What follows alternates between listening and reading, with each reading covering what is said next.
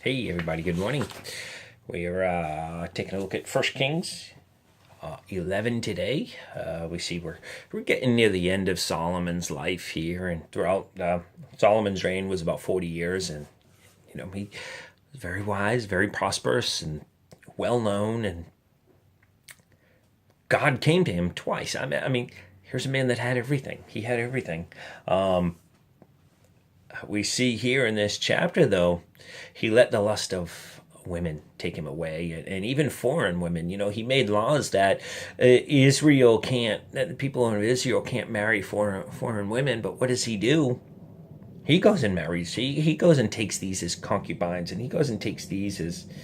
It says that he has in verse 3, it says, and he had 700 wives, princesses, and 300 concubines. So this man has 1,000 women, and some of them are Moabites, Ammonites, Edomites, Sidonians, and Hittites. And so he's very how do I say this? He's taken in by them very easily, and he gives into them, and he begins to build places, high places for these foreigners' gods, who is not the Lord God of Israel. And so the Lord became angry with Solomon, and that's what we're going to talk about today. In verse 9, it says, so the Lord became angry with Solomon because his heart had turned from the Lord God of Israel, who appeared to him twice. See, God became angry with him because instead of looking at the Lord God of Israel, Solomon began looking at these women and lifting them up and their gods up and forgetting about the Lord God of Israel. And the Lord God of Israel says, I came to him twice. I came to you twice. Twice. I appeared to you, and yet you still don't believe. And so that's what I want to talk about today. Is sometimes some people, no matter what God does, they're not going to believe. No matter how God reaches them, they're not going to believe. And for us, we're responsible for the doing and the telling, and whatever God says. Hey, I want you to give this man water. I want you to give this man $20. I want you to pray with this woman. I want you to do this. I want you to. We're responsible for the doing. We're responsible for the opening of our mouths. We're responsible for the sharing on social media. We're responsible for whatever the Lord has put in our heart to do.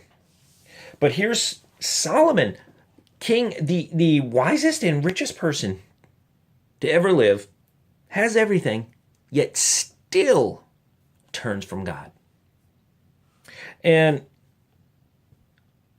we sometimes get upset when we share the gospel, or we sometimes get upset when people call us crazy or call us stupid. I actually had an incident the other day where a man that I grew up with, that I still respect very much, said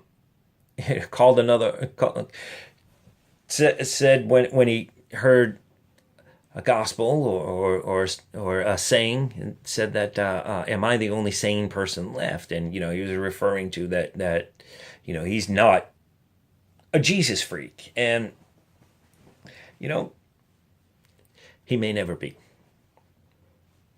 And that's sad, but for us as Christians, we're just responsible for the doing. And no matter how good of a life somebody has or how bad, we can't force them to come to God. And so we see Solomon here is about to lose everything. He will not, though. God says, for the sake of his son, for the sake of David, he will not lose everything. But he does say that Solomon's son is going to lose. It's going to lose 11 tribes, and that Solomon's son will still be the king of one tribe, just so the Lord can keep his promise to David. And so the Lord's promise is going to be fulfilled, as we talked about yesterday.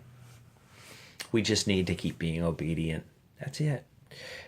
And you see what happened to Solomon here because of him not being obedient. So Hey, if the Lord appears to you once, great. Twice, super. I mean, if the Lord's appearing to you, whether it be by vision, I get visions a lot. Whether it be by whispers in your ear, I get those. Whether it be by numbers, some people are numbers people. I am just a little bit. Whether it be by prophecy through another person, however it is that the Lord gets to you, know it's from the Lord and hold on to that. Because if the Lord is reaching you, he's got a plan and a purpose. That he does. Fulfill it. Stick with him. Stick it out. This isn't just for a few years while you're on this earth. This is for eternity. Have a super day, guys. I love you all.